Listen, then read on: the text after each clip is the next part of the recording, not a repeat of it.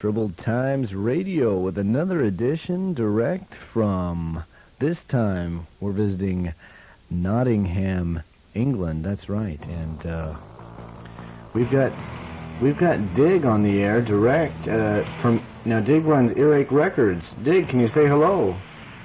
Hi there. Hi everyone. All right. Oh God, what's the weather like over there? Well, right now in Nottingham it's pretty fine. It's like, getting on for 10 in the morning, and it's just a nice spring day. All right, nice one. What did you do last night? Last night? Shit, what was it? Well, yesterday was a bank holiday in England. It was like the Easter festival and stuff. Ah. So everything was closed. It was like a national holiday. So I just stayed in and watched the TV, played tapes, played records. Oh, all right. Usual boring night, really.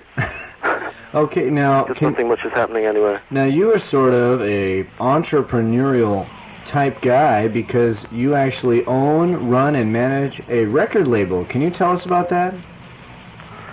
Yeah, well, it's not that big a deal, you know. It's like, in England, there's lots of guys just run small, like, record labels, you know. It's nothing very major or anything. It's just like an indie label. Uh-huh. But, well, basically, the label started about, when was it? In the summer of '86. And the first release didn't come out till, like, the end of '86. It was like the European version of The Accused, Return of Martha Splatterhead album. And since then, had 4 other releases out, which is like pretty slow really for 2 years existence. Yeah. And everything's been pretty good selling album really, and especially the Napalm Death album, which was our biggest seller. Can you talk about how that's been selling? Well, phenomenal is the only word I can describe it really. It's like, the actual sales are getting on for about 15,000 now, which is pretty good for a sort of hardcore album. That's 15,000 worldwide? That's worldwide, yeah. That's like, and it's just selling as well as it did when it first came out, which was about a year ago now it came out. That's great. But it hasn't showed any signs of selling, sort of slowing down or anything. No. And everyone's pleased with it, and they're getting loads of publicity, and they're just going from strength to strength, really, the band. Now, can we talk a little bit about the marketing of that album? Now, I know there was a sticker on the cover, and the sticker said, debut album from the undisputed world's fastest band. 28 songs of extreme, noise-crushing, hardcore, thrash, manic from this group. Savage, brutally savage sound. That's right, yeah. I know Napalm Death wasn't too happy about that sticker. Do you think the sticker helps the sales? Yeah, I think so. Well, it was my idea for the sticker. The band didn't even have any ideas for a sticker or anything like that. Yeah. I mean, the idea basically originally was just to like imitate the like in England you get like all these American releases. They on the sort of semi-major labels, they have like stickers on them saying how fantastic the album is and all that kind of stuff. Yeah. And at first it was like an idea just to imitate that, almost to like ridicule it really. But really, I don't know, I just like the ideas of having description. I mean, I like to describe the record like so that the people who's going to buy it can like see my description of the record, and rather than just read it in some fanzine and stuff like that, or some critic, might not like the record for some reason, or I don't know. I just want to like give my description of what the record's like, direct to the person who might buy it. Yeah. And as far as I know, the only people that really complained about the stickers being on the record are like critics anyway, who just like think that they should be the ones that review records and they shouldn't have like reviews stuck on them. Yeah. But the band themselves weren't too happy, I don't think, because they thought it was a bit like marketing and all that kind of thing. Now, I'll tell you. I suppose it is, but Well, I'll tell you something funny. On the new Electro Hippies LP on Peaceville Records, there's a sticker, and that sticker says Electro Hippies LP, the undisputed fastest band in the world. Yeah. Now, my question is, I mean, who is the undisputed fastest band? Electro Hippies or Napalm Death? Well, it's obviously Napalm Death. I mean, you only have to listen to the... I mean, I bought the Electro Hippies album. Yeah. I quite like it. It's a good album. But, you see, the thing is, their sticker is like almost taking the piss out of the Napalm Death one, really, which is fair enough, you know, that's what they want to do. Yeah. But it stems back. It's like an old rivalry kind of thing, because a few years ago they used to be big buddies, you know, the Electro Hippies and Napalm Death. Oh. And so it's kind of got that kind of feel to it, you know. Yeah. Napalm Death had a sticker on there, so Electro Hippies are like taking the piss out of it, really, by having their own sticker, just like making a, you know, a mockery of what the Napalm Death one said. Yeah. I mean, I think it's a cool idea. I'm nothing against it or anything like that. Now, I'm really into things like that, ideas like that. Right. I heard that you were going to try and set up a Napalm Death tour of California. Yeah, well, it's nothing going to be a... Well, originally what's happening, right, in September this year, half of Napalm Death, that being Mick the drummer and Shane the bass player, are going to be visiting the States anyway, well, East and West Coast, just for like a holiday during all of September. And people suggested that, well, while half the band's over here, how about getting the other half, well, over in the States, how about getting the other half, like Lee the singer and Bill the guitarist, to come over as well, and then maybe they could play some shows, you know, just like on the spur of the moment kind of shows and stuff. But I think right now we're planning to try and get it actually a proper tour arranged. Well, I heard that a couple promoters actually wrote to you from America. Who are they? Well, to be honest, no, that's not quite correct. I haven't really got any letters from promoters saying, oh yeah, let's arrange Napalm Death tours. But I've got their numbers from other people, and we were just about to call them to arrange things. But I mean, I don't know if they want to do like a proper promoted tour anyway. They might just want to just go over as tourists and just play the odd show here and there, you know, just not for big money or anything like that. They just treat it as like a holiday, I think. I hope that you don't... I think that's how we're going to end up.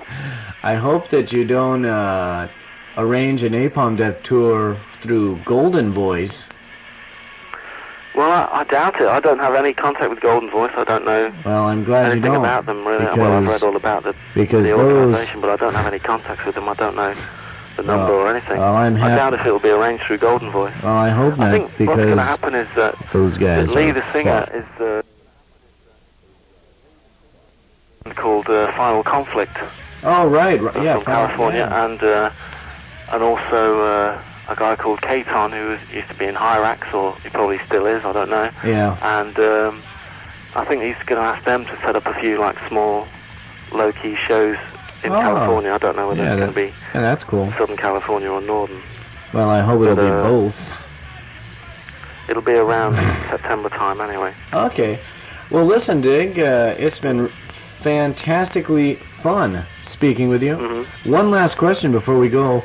I noticed that the Earache insignia label, the way you write Earache Records on your letterhead, is very similar to something else I've seen, like maybe the Thrasher magazine lettering. Yeah, that's right. Yeah, well, you know. Are you a skateboarder? Are you a skater? Well, I used to be. No, but the whole idea of that is just like, I mean, I'm into the idea of plagiarism. It's like cool, I think, and like on the records as well. The Earache logo. I mean, there is no Earache Records logo. I just like rip off other logos. Just like that's cool. You know, turn it into my own. Yeah, just things that I'm into. You know, I'm into Thrasher magazine. I think it's a cool magazine, and I like reading it and stuff. I think it's kind of fascist. Really. Yeah, don't you think it's fascist though? It's what? I think it's a fascist magazine. Well, I don't know about that. It's just like, I mean, appears in like England, and I never buy it. I just like look through it and see what's happening and stuff. You know, in the skate world. I'm not well up on the on the like skating scene or anything. Yeah, well, I mean, a lot of the skaters are kind of, well, we'll talk about that some other time, but for now, folks, that concludes this exclusive interview with Dig from Nottingham, England, who runs Earache Records. Till next time. Okay, thanks. Yeah, by the way, Dig, thank you. I'm glad that you actually were able to get on, we were able to get in touch with you. Oh, and by the way, hit it.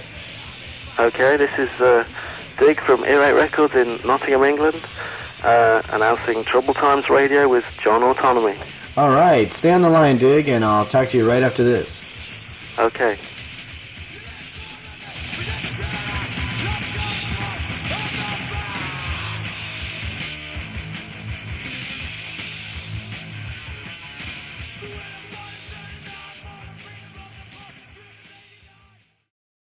.92 FM, Troubled Times Radio. John Autonomy here with you, and we're just finishing up some Flux of Pink Indians, and some great musicians there from the London area of England. Right now, direct on the line with me from Birmingham, England, is an individual by the name of Daz Russell. Daz, say hello. Hello. All right.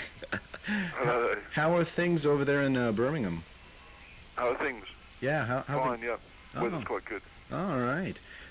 Now, you are sort of a young entrepreneur of sorts, because you run the Mermaid Club in Birmingham. Is that correct? Yeah, well, I did, but Mermaid has closed down since. Oh, it has? Oh. Yeah, it closed down in February. Oh, that's a shame.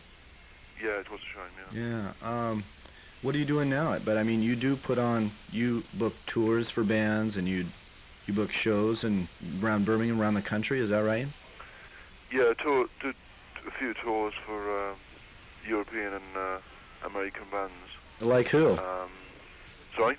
Like, for example. Well, I did Government Issue recently. Which went quite well until the drummer broke his leg. Oh. In case you didn't know that. I didn't know that. No. No. Yeah, it was a motorway accident. Oh, what a shame. Yeah, the van turned over 3 times or something. Oh, wow. Wow. Yeah, and the drummer broke his leg, and he had to be flown straight back, actually. Oh. It was like halfway through the tour as well. Oh, bad news. Yeah, so they missed most of the dates, including London. Oh, man, that's So horrible. Quite bad. Sorry? That's bad news. Now, listen, yeah, it is bad. Is there a favorite band we could play for you? Well, yeah, it's obviously still like Crass. Yeah, okay. Why don't we listen to Sheep Farming in the Falklands, and let's check it out, 92 FM. Okay. All right, and Crass there. Now, what'd you think of that song, Daz? Sorry? What'd you think of Sheep Farming in the Falklands? Yeah, it's a good song. It's not one of my favourites, but it's a good song.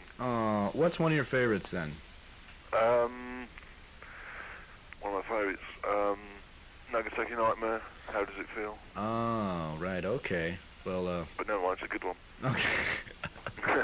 All right. Let's talk about a few things. When bands come to England, Yeah. and they want to get in touch with you, how do they go about getting in touch with you? How do they go about getting in touch with me? Yeah. How does a band get in touch with you? I don't know, it's just my phone number or my address must just get around, and various bands get in touch with me.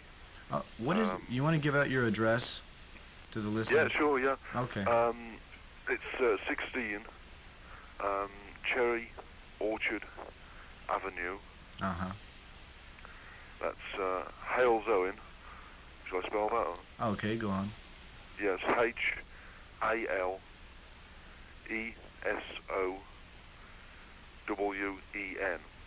Mm-hmm. And that's West Midlands. And the postcode is B633RY. All right, and that, of course, is in the wonderful country of England. Yeah, Now, sure is. Daz, didn't you used to do some tapes? Yeah, I used to do tapes. I started off doing tapes before I did gigs and tours. Uh-huh. But it takes up so much time, you can't do everything. Right, right. So I decided to do the gigs rather than the tapes now. Oh, okay. And, I do like compilation tapes and things like that. right. So, I mean, the people that do send you money for tapes, do you still send them out to them? Yeah, I still send them out, but I don't get many now because I think the word gets around that you don't do it anymore. You know? Yeah. Well, once you've stopped sort of sending flyers out and advertising them, then people soon sort of stop sending for them. Right, right. How long have you been involved with the sort of anarcho, hardcore punk movement? How long? I should say about 1981. Uh-huh. Wow, so that's quite a long haul so far.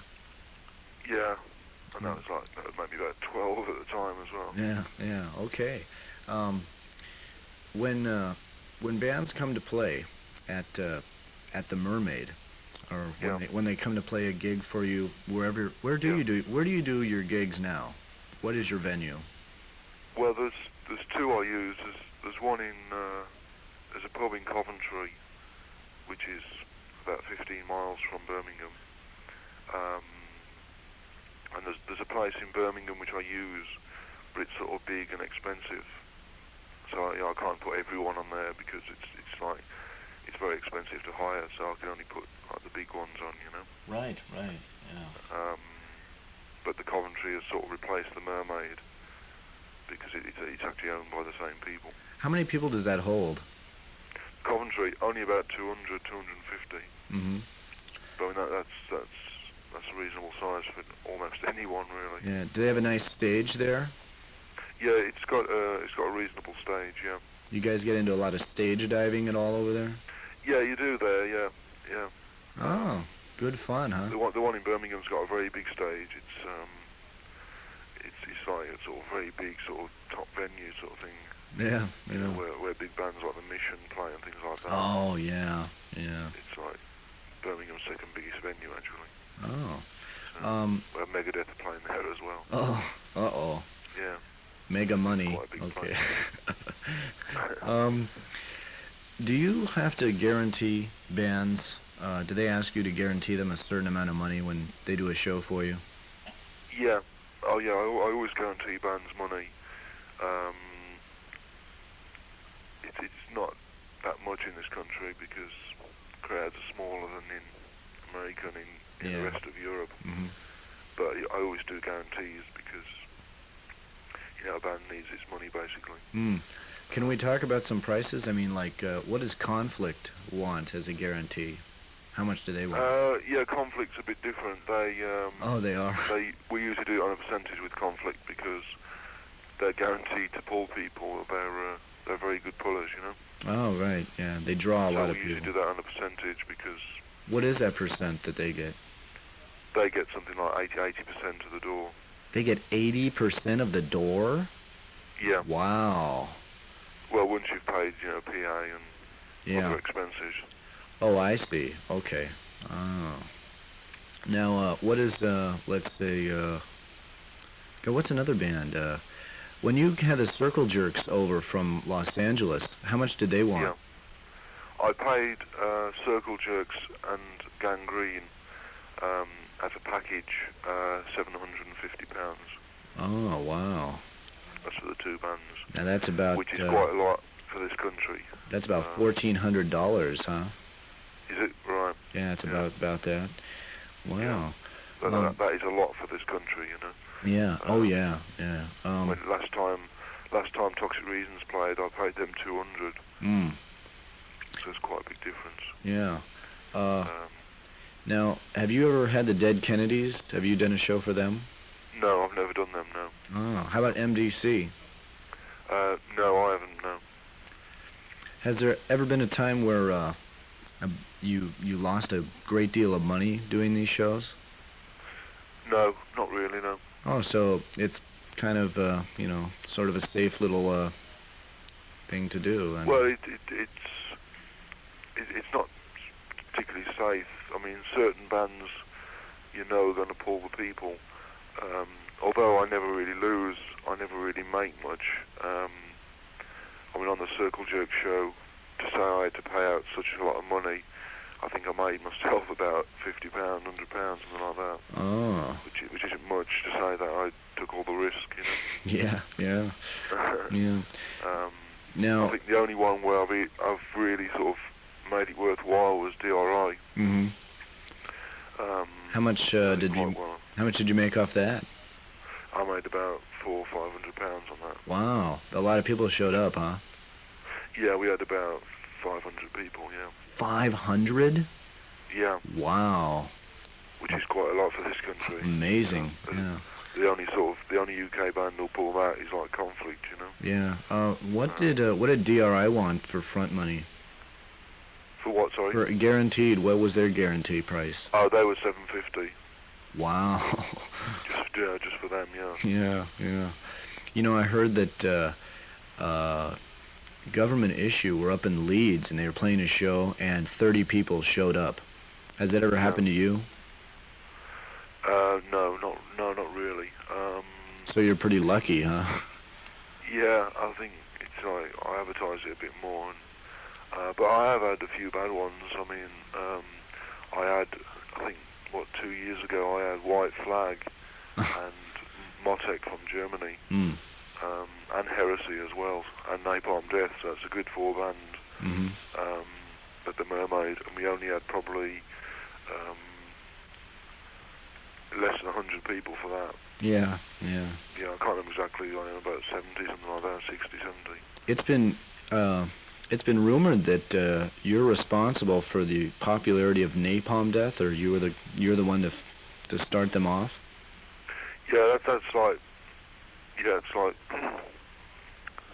yeah, it's reasonably true. Yeah. I mean, you were the first one to book them, and you kind of gave them the start. Yeah, I sort of. They always played the Mermaid like nearly every week, which really helped because they were seen by so many people. And like the first couple of tours I organised, I put them on the tour, so they got to play outside of Birmingham as well. And I used to like spread the word and like tape, you know, like did tapes for them and things like that, you know. Yeah. I think I helped like quite a lot, yeah. Because their new album, that Scum LP. Yeah. I mean, I heard that sold like many thousand copies. Yeah, I'm not sure the latest figure, but it sold a lot for a record over here. Yeah, it has sold a lot. Yeah. Yeah. Now, are Napalm Death still doing shows for you, or have they gotten too big for you now? No, they're not too big. But we just like we don't get on too well, so they don't really play for me now. No. Okay. They have done. I did. They supported Attitude Adjustment at the Mermaid. Oh, when Attitude was over, right? Yeah. Yeah, that was like November last year. So they still will, but they don't play much anyway. You know. They tend not to play live too much anyway. They have a very unique brand of music, don't they? They have, yeah. Yeah. All right. A band by the name of Concrete Socks from Nottingham. Yeah. They've played at the Mermaid. How many times? A couple times, or?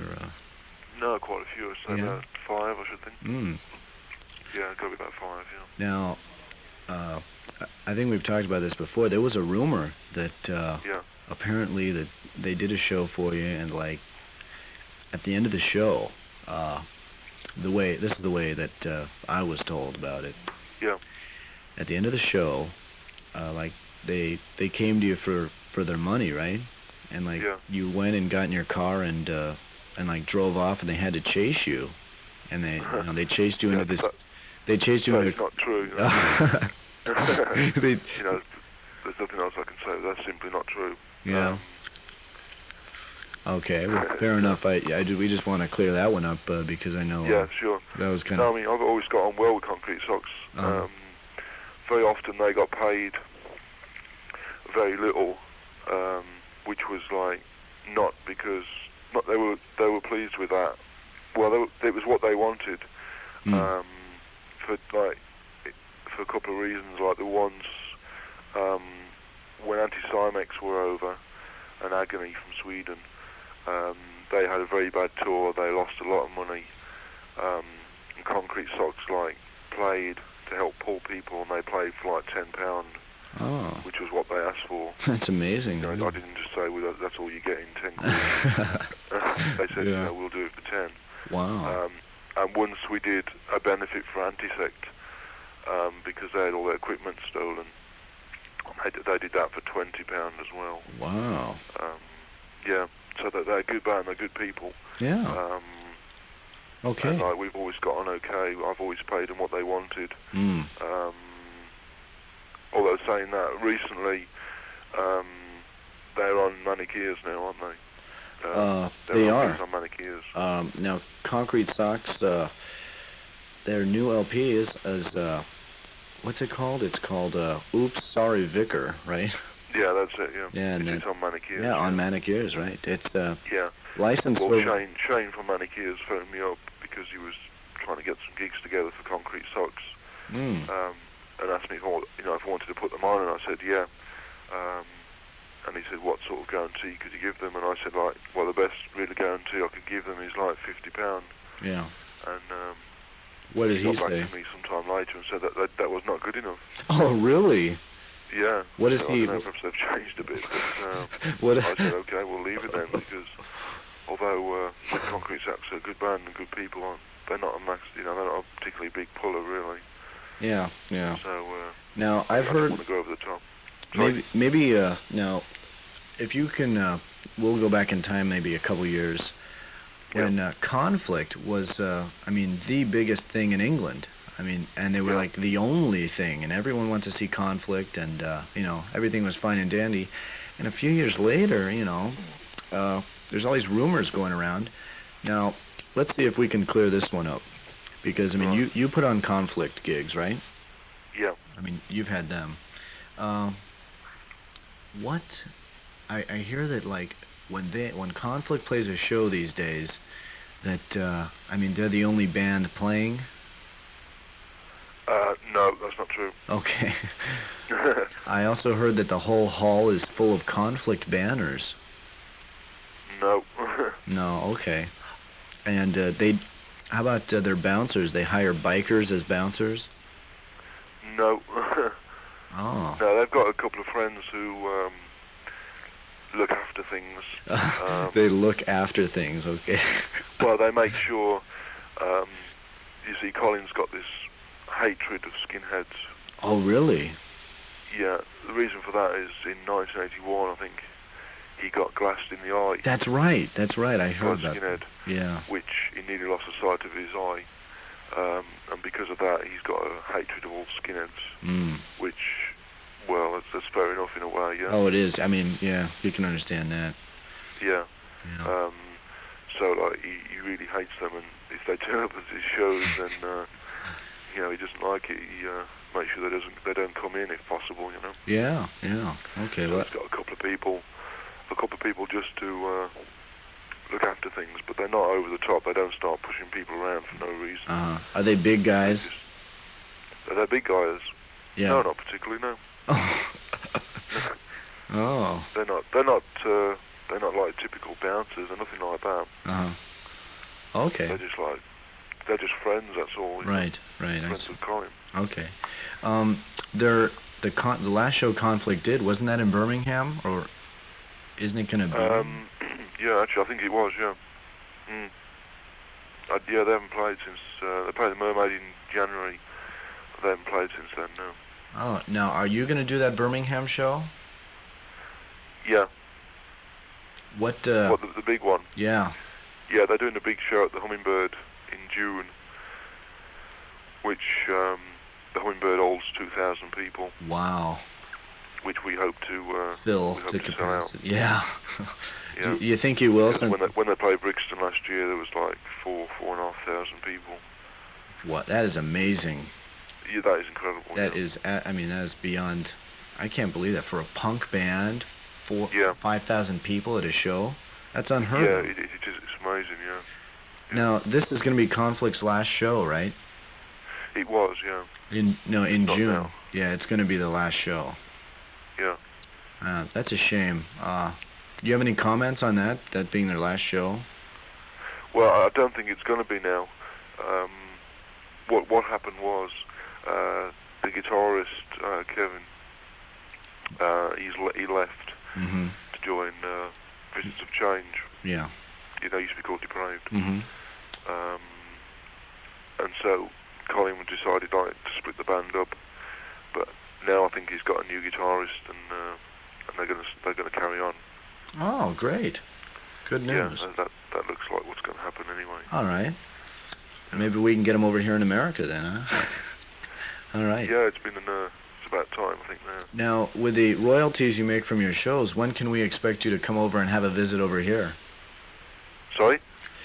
With the royalties you make from your gigs, when can we expect you to visit over here in America?